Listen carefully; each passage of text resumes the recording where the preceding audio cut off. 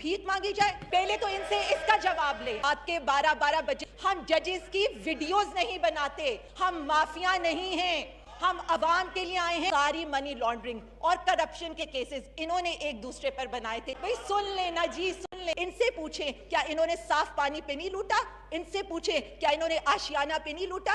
इनसे पूछे इन जद्दी पुश्तों ने क्या स्टेट की BMW अपने घर नहीं रखी हुई थी? इनसे पूछे कि इन्होंने जलजला मुतासरीन के पैसे नहीं खाए? इनके इलाज सरकारी, इनके फैमिली समेत कौन की बबशेरनी ने भरे ईमान में शिबाल को ढो डाला? आए पे देखते हैं वीडियो और फिर बात करते हैं तफसील से। अजीब हैं कि सरे राह झूठ बोलते हैं। स्पीकर साहब इतने बड़े प्रोफेसर यहाँ आकर, स्पीकर साहब मैं तो सिर्फ इतना कहूंगी, आज ये इजलास अवाम के पैसों पर बुलाया था। पहले तो इनसे इसका जवाब ले, फिर 2-2 घंटे खड़े होकर इदारों को मलाइन करते हैं। अभी तो मैंने शुरू किया है, 2-2 घंटे यहाँ आकर अदारों को मलाइन करते हैं। जनाब स्पीकर, ये अवाम का पैसा है, हम अवाम के कस्टोडियन हैं, एक एक पाई का हिसाब रखेंगे।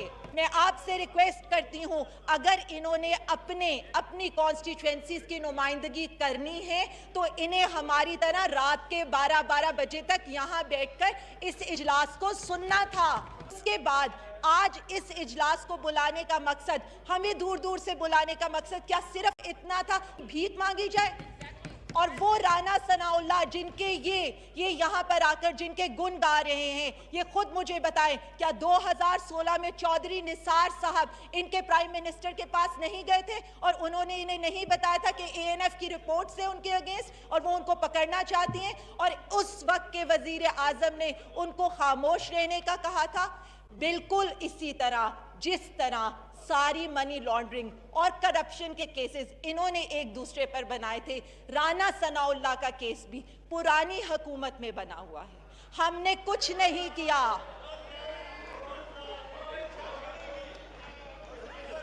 फिर ये कहते हैं इस्टेब्लिशमेंट से ठंडी हवाएं आ रही हैं, तो जी जरूर आएंगी। इसलिए आएंगी कि हम डॉन लीक्स नहीं करते, हम डॉन लीक्स 1 और डॉन लीक्स 2 नहीं करते, हम जजेस की वीडियोस नहीं बनाते और इस तरह उनको प्रेशराइज नहीं करते। हम माफिया नहीं हैं, हम अवाम के लिए आए हैं। फिर ये कहते हैं कि मुझे ये बता दें कि आज और उस जमाने में डॉलर की प्राइस में कितना फर्क था। आज और उस जमाने में जो टैक्स के ऊपर परसेंटेज है, भाई सुन लेना जी, सुन ले। मैं आपको तो नहीं कह रही, मैं तो चेयर को एड्रेस कर रही हूँ।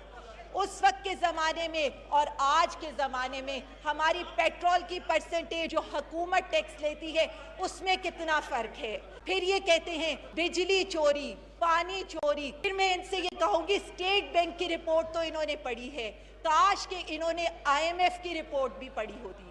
IMF की रिपोर्ट है और जो इसी वक्त, इसी महीने के 4-5 दिन पहले शाया हुई है। और वो रिपोर्ट क्या कहती है? वो रिपोर्ट सारा मलबा इन्हीं की हुकूमत पर डालती है। मेरे ख्याल में इन्हें वो 7 सफ़े ज़रूर पढ़ने चाहिए जो चार्ट शीट है इनकी हुकूमत के खिलाफ। उसमें यह भी लिखा हुआ है कि how PML and mismanage the energy sector bye delaying tariff increase which ultimately balloon circular debt. फिर मैं इनको ये भी बता दूं कि यहाँ पर ये बात करते हैं, इनसे पूछें क्या इन्होंने साफ पानी पे नहीं लूटा? इनसे पूछें क्या इन्होंने आशियाना पे नहीं लूटा? इनसे पूछें इन जद्दी पुश्तों ने क्या स्टेट की BMW अपने घर नहीं रखी हुई थी? इनसे पूछें कि इन्होंने जलजला मुतासरीन के पैसे नहीं खाए?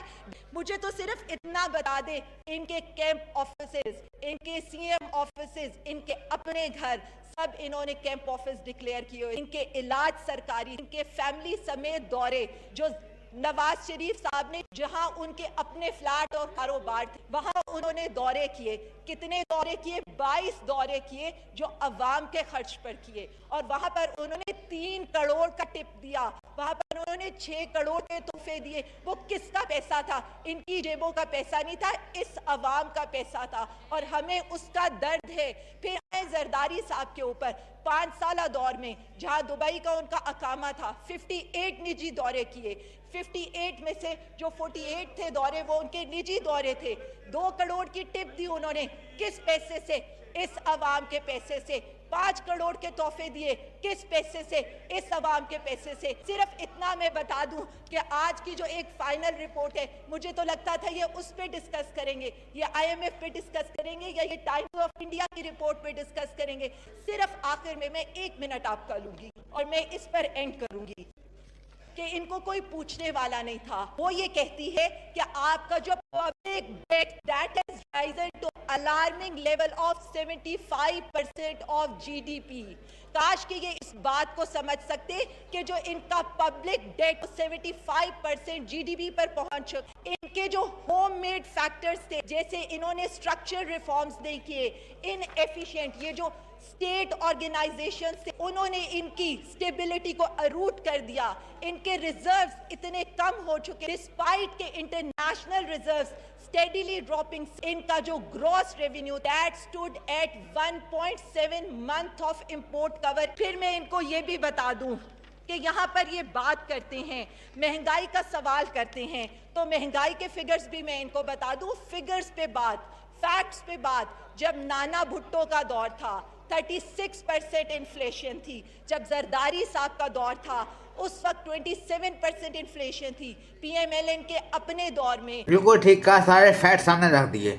जो हम नहीं जानते थे हमें कितना लोड आ गया है, क्या कुछ किया गया हमारे साथ, हमारे फ्यूचर के साथ, बच्चों के साथ क्या कुछ हुआ है, कितना लोड है इन लोगों ने। देखा ना, सैलाब गान के पैसे, जलजला के पैसे जो हमदाद आती है वो भी खा पी के ये लोग कुछ भी नहीं छोड़ते। अभी देखें, बात बिल्कुल सीधी सी है कि नोली पेपर 76 साल से बैठे हैं, तो ये क्या कर रहे हैं? मुल्क का तो उन्होंने कुछ भी नहीं किया। दूध शहर की नहरें तो बहती हैं, सुना था बस, लेकिन अभी देखा नहीं है और ना कभी देखेंगे।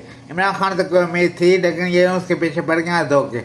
अभी वो जेल में पड़ा है, पार्टी ख़त्म कर दीजिए, बाकी अल्लाह ताला मदद करे तो उसको वहाँ पे चांस मिले। देखें, बात सिंपल सी है, इमरान खान वापस आ भी है, चाहे इमरान खान जैसा कोई भी आ जाए, अच्छा बंदा जो नीयत का साफ हो, दिल में उसका मोहब्बत हो पाकिस्तान की और आवाम की, क्योंकि इनके दिल में तो मोहब्बत है नहीं बिल्कुल, ना लोन नहीं करना बेपार्टी। इनके पास अपने दिल में मोहब्बतें हैं तो वो हैं दुबई, लंदन में इनकी जायदादें हैं, बच्चे वहाँ बैठे हैं, उनके लिए होंगी। अवाम के लिए कोई मोहब्बत नहीं है, ना मुल्क की मोहब्बत है इनके दिल में। ये ड्रामे करते हैं सारे। अभी देखें, इमरान खान जैसा कोई भी बंदा आ जाए तो मुल्क को नहीं सुधार सकता, क्योंकि इन लोगों ने मुल्क का इतना बेघर कर दिया।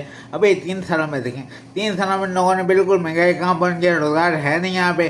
अभी क्या होगा? इमरान खान जैसा कोई भी आ जाए अच्छा बंदा तो नहीं सुधार सकता। अभी अल्लाह मदद करे, अल्लाह से उम्मीद है मुझे कि वो शायद मदद करे और मुल्क का हमारा कोई भला हो, क्योंकि इन लोगों से कोई उम्मीद नहीं है, क्योंकि ये लोग मुल्क का सत्यानाश करके जा रहे हैं। कोई अच्छा बंदा आके भी ना संभाल सके। अभी देखना है क्या होता है। वीडियो अच्छा लगे तो को शेयर करते हैं और चैनल को सब्सक्राइब करते हैं और निशान घंटे दबाएं ताकि आने वाले वीडियो को मिल सके। अल्लाह हाफिज़।